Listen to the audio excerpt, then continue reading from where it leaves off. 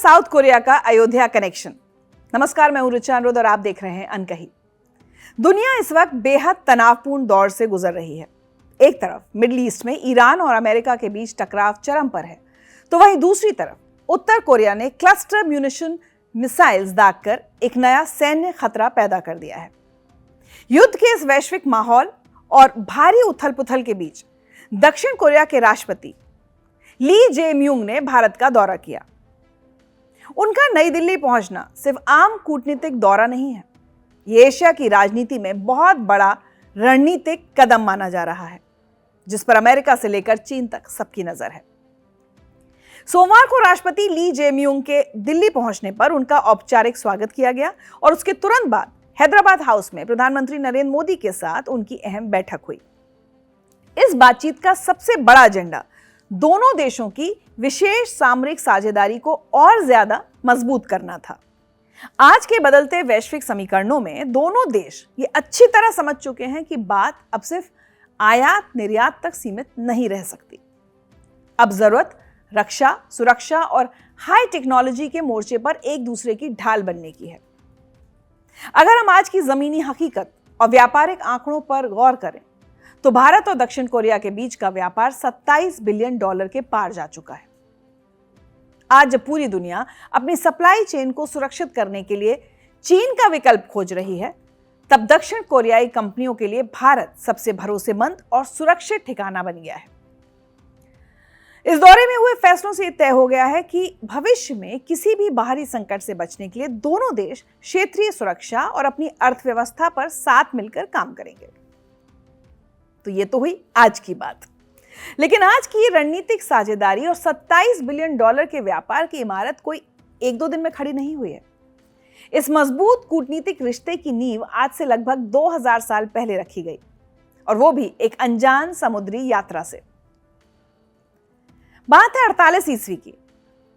एक 16 साल की भारतीय राजकुमारी अपने दल के साथ महीनों तक समंदर की खतरनाक लहरों का सामना करती है।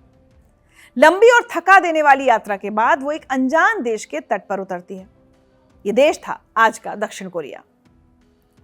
13वीं सदी के बहुत मशहूर कोरियाई ऐतिहासिक ग्रंथ समगुक युसा में इस घटना का पूरा ब्यौरा मिलता है। इस ग्रंथ के मुताबिक आयुता नाम के राज्य की राजकुमारी सूरीरत्ना समुद्र के रास्ते कोरिया पहुंची थी। वहां उन्होंने ग्युमगवान गया साम्राज्य के राजा किम सूरो से शादी की और उनका नया नाम रखा गया रानी हियो यांग ओक। यह शादी दो संस्कृतियों के मिलन की बहुत बड़ी घटना थी। आज भी दक्षिण कोरिया की लगभग 10% आबादी, जिसे करक गोत्र कहा जाता है, खुद को इसी भारतीय राजकुमारी का वंशज मानती है। भारत और कोरिया की सरकारें आधिकारिक तौर पर मानती हैं कि ग्रंथ में लिखा आयोता असल में उत्तर प्रदेश का अयोध्या है। इसी ऐतिहासिक रिश्ते का सम्मान करते हुए साल 2001 में सरयू तट पर रामकथा पार्क में रानी हियो का स्मारक स्थापित किया गया। साथ ही अयोध्या और दक्षिण कोरिया के गिम्हे शहर के बीच अंतर्राष्ट्रीय सिस्टर सिटी समझौते पर हस्ताक्षर भी हुए। इस ऐतिहासिक समझौते का मकसद दोनों शहरों के बीच सांस्कृतिक संबंधों को मजबूत करना और आपसी विकास को बढ़ावा देना था। इसके बाद 2015 के समझौते के तहत इसे बड़ा और नया रूप दिया गया। फिर अभी हाल ही में 24 दिसंबर 2025 को पार्क में रानी की 10 फीट ऊंची नई कांस्य प्रतिमा का अनावरण किया गया है। कूटनीतिक मंचों पर इसी कहानी को दोनों देशों के प्राचीन रिश्तों की सबसे अहम कड़ी माना जाता है, लेकिन इतिहास के पन्नों में हमेशा कुछ ऐसे राज छिपे होते हैं जो हमें सोचने पर मजबूर कर देते हैं। इस कहानी में भी एक बड़ा ट्विस्ट है, जिसका जिक्र हाल ही में नेटफ्लिक्स पर रिलीज हुई फिल्म मेड इन कोरिया में भी किया गया है। कई बड़े इतिहासकारों और समुद्री व्यापार के जानकारों का मानना है कि वो राजकुमारी उत्तर भारत की नहीं बल्कि दक्षिण भारत की थी। इस थ्योरी के मुताबिक राजकुमारी का असली नाम सूरीरत्ना नहीं बल्कि राजकुमारी सेम्बावलम था। अब आप एक पल के लिए भारत के नक्शे को ध्यान में रखकर सोचिए। अयोध्या के चारों तरफ कहीं भी समुद्र नहीं है। वहां से किसी बड़े समुद्री जहाज का सीधा कोरिया तक जाना भौगोलिक तौर पर थोड़ा मुश्किल लगता है। वहीं दूसरी तरफ अगर हम प्राचीन दक्षिण भारत को देखें तो वहां के पांड्य साम्राज्य का समुद्री व्यापार बहुत विशाल था। उनके पास पूर्वी एशिया तक जाने के बेहतरीन समुद्री रास्ते और जहाज मौजूद थे। शोधकर्ताओं का तर्क है कि कोरियाई ग्रंथ का आयोता शब्द असल में प्राचीन तमिलनाडु का अय देश था, जो उस दौर का एक बड़ा तटीय इलाका हुआ करता था। इस दावे को एक ऐतिहासिक सबूत और भी मजबूत करता है। दक्षिण कोरिया के किमहई शहर में आज भी रानी हियो की कब्र मौजूद है। उस शाही कब्र और वहां के पुराने ऐतिहासिक पत्थरों पर जुड़वा मछली, ट्विन फिश का निशान है। इतिहास के जानकार बताते हैं कि जुड़वा मछली प्राचीन भारत में दक्षिण के पांड्य राजवंश का आधिकारिक राजकीय चिन्ह हुआ करता था। यह समानता इतनी सटीक है कि इसे महज इत्तेफाक मानकर खारिज नहीं किया जा सकता। बहरहाल ये एकेडमिक और ऐतिहासिक बहस अपनी जगह है, लेकिन एक बात तय है कि भारत की बेटी ने कोरियाई समाज पर अपनी गहरी छाप छोड़ी थी और रिश्तों का सिलसिला सिर्फ शाही शादियों तक ही नहीं रुका। राजकुमारी के जाने के कुछ सदियों बाद विचारों और दर्शन का आदान प्रदान भी शुरू हुआ। 4वीं शताब्दी में करीब 384 ईस्वी के आसपास मलानंद नाम के भारतीय बौद्ध भिक्षु ने कोरियाई प्रायद्वीप में कदम रखा। उनके जरिए ही वहां पहली बार बौद्ध धर्म का प्रचार प्रसार हुआ। ज्ञान की इस लौ ने दोनों देशों को और करीब ला दिया। इसके बाद 8वीं सदी में कोरिया से भी एक बौद्ध भिक्षु हेचो ने ज्ञान की तलाश में भारत की लंबी यात्रा की। उन्होंने भारत के कई राज्यों का दौरा किया और अपनी यात्रा को कहानी के जरिए लोगों तक पहुंचाया। हेचो की वो किताब आज भी इतिहासकारों के लिए भारत और कोरिया के शुरुआती संपर्कों को समझने का प्रामाणिक दस्तावेज है। प्राचीन काल की ये सांस्कृतिक मिठास सदियों तक कायम रही, लेकिन 20वीं सदी के आते आते दुनिया का नक्शा गोलियों और तोपों के धुएं से भर गया। दूसरा विश्व युद्ध अभी खत्म ही हुआ था और अपने पीछे बंटवारे के कई गहरे जख्म छोड़ गया। ऐसा ही एक जख्म कोरियाई प्रायद्वीप को मिला। दुनिया की दो बड़ी ताकतों अमेरिका और उस वक्त के सोवियत संघ ने इस जमीन को दो हिस्सों में बांट दिया, उत्तर और दक्षिण। यहीं से आधुनिक इतिहास में भारत और कोरिया के कूटनीतिक रिश्तों का एक नया और बेहद संवेदनशील अध्याय शुरू होता है। साल था 1947। भारत खुद आजादी के जश्न और बंटवारे के दर्द से एक साथ जूझ रहा था। ठीक उसी समय संयुक्त राष्ट्र ने कोरिया के लिए एक विशेष आयोग बनाया, United Nations temporary commission on Korea, और इसकी कमान भारतीय राजनयिक केपीएस मेनन को सौंपी गई। ये कोई मामूली घटना नहीं थी। नए आजाद देश को इतनी बड़ी जिम्मेदारी मिलना वैश्विक मंच पर भारत की निष्पक्ष और शांत छवि का सबसे बड़ा प्रमाण था। लेकिन कूटनीति की कोशिशें ज्यादा दिन नहीं टिक पाई और 1950 में कोरियाई युद्ध भड़क उठा। जब महाशक्तियां वहां अपने लड़ाकू सैन्य को हथियार उतार रही थी, तब भारत ने बिल्कुल अलग रास्ता चुना। अपने उसूलों पर चलते हुए भारत ने संयुक्त राष्ट्र के प्रस्ताव का समर्थन तो किया, लेकिन युद्ध लड़ने के लिए फौज नहीं भेजी। इसके बजाय मानवीय मदद के तौर पर भारतीय सेना की 60th पैराशूट फील्ड एम्बुलेंस को वहां तैनात किया गया। कड़ाके की ठंड और बेहद खतरनाक हालात के बीच मेडिकल यूनिट ने बेहतरीन काम किया। उन्होंने सैनिकों से लेकर आम नागरिकों तक का इलाज किया। इसे आज भी सैन्य इतिहास के सबसे साहसी मानवीय ऑपरेशनों में गिना जाता है। करीब 3 साल के खूनी संघर्ष के बाद 1953 में युद्ध विराम तो हो गया, लेकिन बड़ी उलझन अभी बाकी थी। हजारों युद्धबंदी दोनों तरफ फंसे हुए थे। वो कहां जाएंगे, किस देश को चुनेंगे, ये फैसला कैसे होगा, ये उस वक्त का सबसे पेचीदा मुद्दा बन गया था।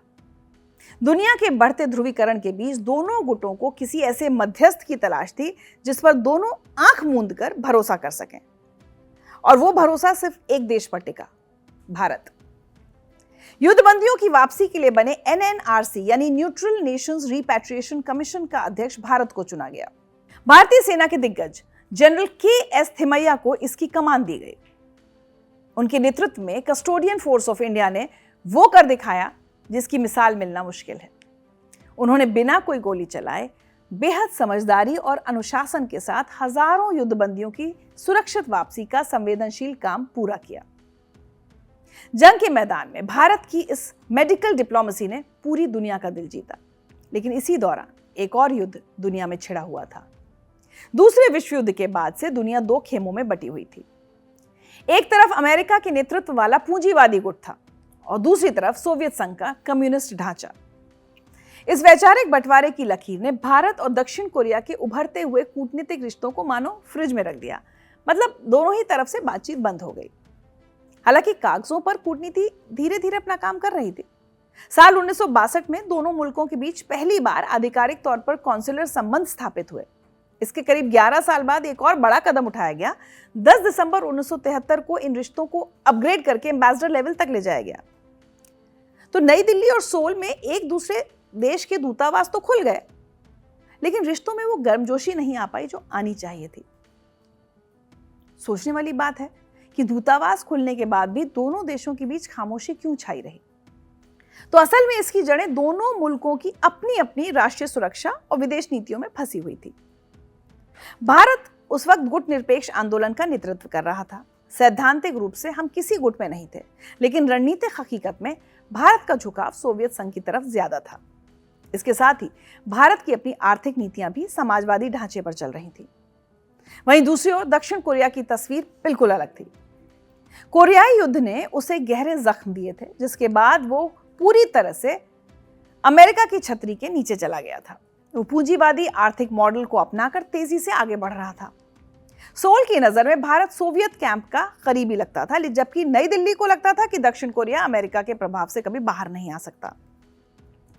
वैचारिक मतभेदों की इस खाई को पाटना उस दौर के नेताओं के लिए लगभग नामुमकिन था।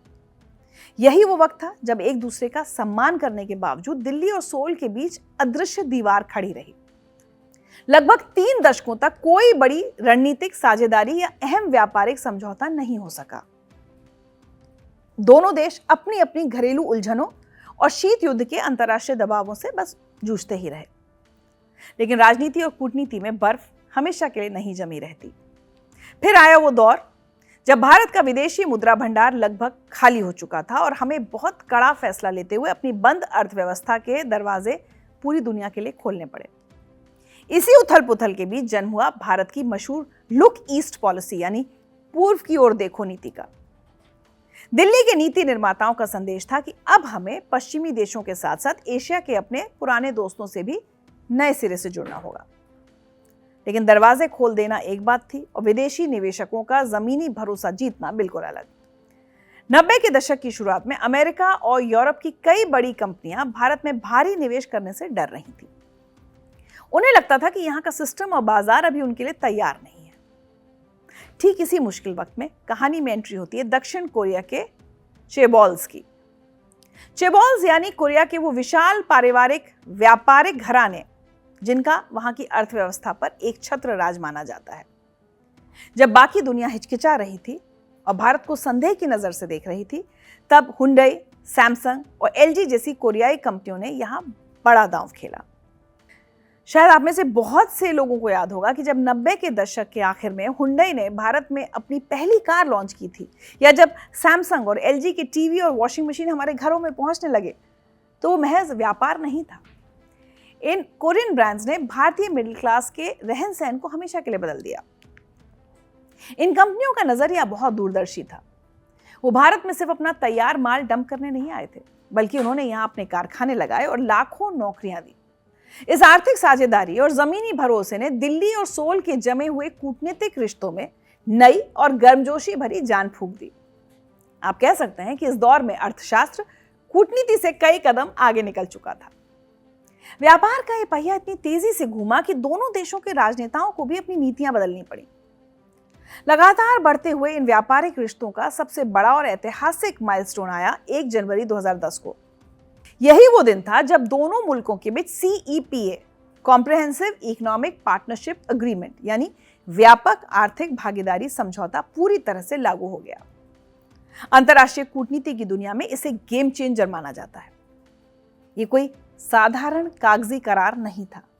यह पहला मौका था जब भारत ने OECD, यानी दुनिया के विकसित और अमीर देशों के ग्रुप में शामिल किसी मुल्क के साथ मुक्त व्यापार समझौता किया था। CEPA लागू होते ही दोनों देशों के बीच आयात निर्यात पर लगने वाले टैक्स की बाधाएं टूट गईं और व्यापारिक आंकड़ों ने बड़ी छलांग लगाई। व्यापार के इस मजबूत पुल ने भारत और दक्षिण कोरिया को इतना करीब ला दिया कि बात अब सिर्फ फ्रिज, स्मार्टफोन्स या कार्स बनाने तक नहीं, बल्कि उसे काफी आगे चल पड़ी। व्यापार और मुनाफे से शुरू हुआ सफर हथियारों, घातक तोपों और इंडो पैसिफिक रीजन की सबसे बड़ी रणनीतिक बिसात तक पहुंच गया। साल 2015 कूटनीति के सफर का बहुत बड़ा टर्निंग पॉइंट साबित हुआ। प्रधानमंत्री नरेंद्र मोदी जब सोल पहुंचे तो दोनों मुल्कों ने आपसी सहमति से अपने रिश्तों को एक नया नाम दिया, विशेष रणनीतिक साझेदारी। दरअसल एक तरफ भारत अपनी लुक ईस्ट पॉलिसी पर तेजी से काम कर रहा था, दूसरी ओर दक्षिण कोरिया अपनी न्यू सदर्न पॉलिसी के जरिए दक्षिण एशिया से जुड़ रहा था। इन दोनों नीतियों ने मिलकर मजबूत रणनीतिक पुल तैयार किया। इसका जमीनी सबूत हमारा रक्षा गठजोड़ है। दक्षिण कोरियाई कंपनी हानवा टेक्विन और भारत की कंपनी L&T मिलकर K9 वज्र टी जैसी अत्याधुनिक सेल्फ प्रोपेल्ड तोपें बना रहे हैं, वो भी मेक इन इंडिया के तहत। इसके साथ ही इंडो पैसिफिक रीजन में चीन के बढ़ते दखल को रोकने और शक्ति का संतुलन बनाए रखने के लिए दोनों देश अब मजबूत ढाल की तरह साथ खड़े हैं। और अगर हम आज की बात करें तो जैसा कि मैंने शुरुआत में आपको बताया था, दक्षिण कोरिया के राष्ट्रपति ली जे-म्यूंग भारत दौरे पर आए। 20 अप्रैल को उन्होंने पीएम मोदी के साथ बायलैटरल मीटिंग की। इस दौरान प्रधानमंत्री मोदी और राष्ट्रपति ली जे-म्यूंग ने अपने रिश्तों को नया मंत्र दिया है, चिप्स टू शिप्स। यानी अब दोनों देश माइक्रो चिप्स और विशाल समुद्री जहाजों पर भी मिलकर काम करेंगे। दोनों नेताओं ने तय किया है कि जो द्विपक्षीय व्यापार अभी $27 बिलियन का है, उसे 2030 तक $50 बिलियन के भारी भरकम लक्ष्य तक ले जाना है। सुनिए प्रधानमंत्री मोदी ने क्या कहा। आज हम अगले दशक की सक्सेस स्टोरीज की नींव रख रहे हैं। एआई, सेमीकंडक्टर और इंफॉर्मेशन टेक्नोलॉजी में साझेदारी और प्रगाढ़ करने के लिए हम India Korea digital bridge launch कर रहे हैं। शिप बिल्डिंग, सस्टेनेबिलिटी, स्टील और पोर्ट जैसे क्षेत्रों में हम एमओयू कर रहे हैं। कल्चर और क्रिएटिव इंडस्ट्री में आपसी सहयोग से हम फिल्म, एनिमेशन और गेमिंग में भी नए आयाम स्थापित करेंगे। $50 बिलियन के बड़े टारगेट को हासिल करने के लिए दोनों देश अपने पुराने CEPA समझौते को अपग्रेड कर रहे हैं। भविष्य की जरूरतों को समझते हुए अब दोनों मुल्क के बीच आर्टिफिशियल इंटेलिजेंस, SMEs और तकनीकी रिसर्च जैसे अहम मोर्चों पर नए समझौते हुए हैं। इसके अलावा 2028 में भारत कोरिया फ्रेंडशिप फेस्टिवल का आयोजन भी होगा। इतिहास के पन्नों को पलटकर देखें तो यह सफर वाकई हैरान करता है। 48 ईस्वी में समंदर पार करके शुरू हुई राजकुमारी की वो कहानी आज चिप्स और शिप्स से होते हुए $50 बिलियन के लक्ष्य तक पहुंच चुकी है। समगो क्यूसा की पुरानी पंक्तियों से लेकर सरहद पर गरजती K9 वज्र तोपों तक भारत और दक्षिण कोरिया ने कूटनीति की बेहतरीन मिसाल पेश की है। आज की इस वीडियो में इतना ही। ऐतिहासिक कहानी से लेकर $50 बिलियन की इस छलांग और भविष्य पर आपकी क्या राय है, हमें कमेंट सेक्शन में लिखकर जरूर बताएं।